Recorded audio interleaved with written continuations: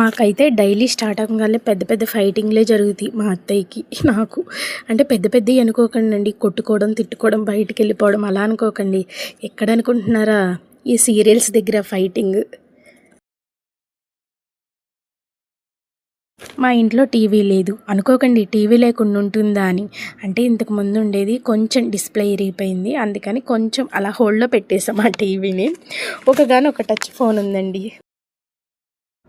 ఒకగానొక touch ఫోన్స్తో మా అత్తేమో serial చూడాలని, నేనేమో షార్ట్ వీడియోస్ తీయాలి, ఎడిట్ చేసుకోవాలి, వాయిస్ ఇవ్వాలి. వంట చేసేటప్పుడే కదా మనం తీసేది వీడియోలు. సో అన్నీ గొడవ పడేవాళ్ళం. మా అత్తకి చూడకపోతే ఏమో టెన్షన్, బీపీ.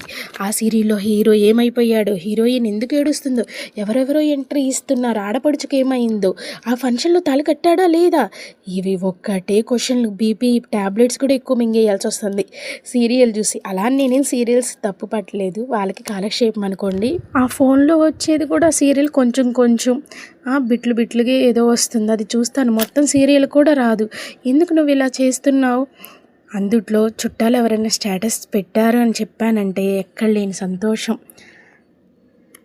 ఆ స్టేటస్ అంటే ఏం పెడతారు, ఫొటోస్ ఏం చూపించు అనేది.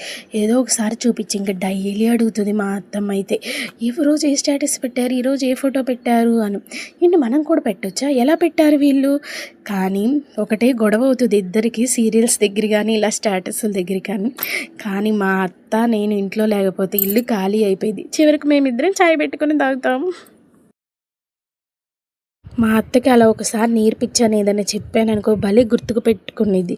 ఎంతైనా పాతకాలం వాళ్ళు కదా, ఆ తెలివి బాగుంటుంది. సో మా అత్త డైలీ అడుగుతుంది, ఎవరైనా స్టేటస్ పెట్టారా చూపించు, మళ్ళీ వెళ్ళిపోయిద్ది కదా, నువ్వు చెప్పావు కదా అది 24 గంటలే ఉండిద్ది అనిద్ది. మా అత్త సీరియల్ చూడక నాకు తెచ్చి చూపిస్తుంది. ఇగో ఈ సీరియల్లో ఈ వంటకం చేశారే, ఈ సీరియల్ ఇలా ఉన్నారు, నువ్వు కూడా అది ట్రై చేయి, అలా ఇలా అని చెప్తానే ఉంటుంది. మా అత్తకి సీరియల్ అనేది ఒక ఎమోషన్ అనమాట. ఫుడ్ టయానికి లేకపోయినా పర్లేదు కానీ సీరియల్ చూడకపోతే నిద్రే పట్టదు.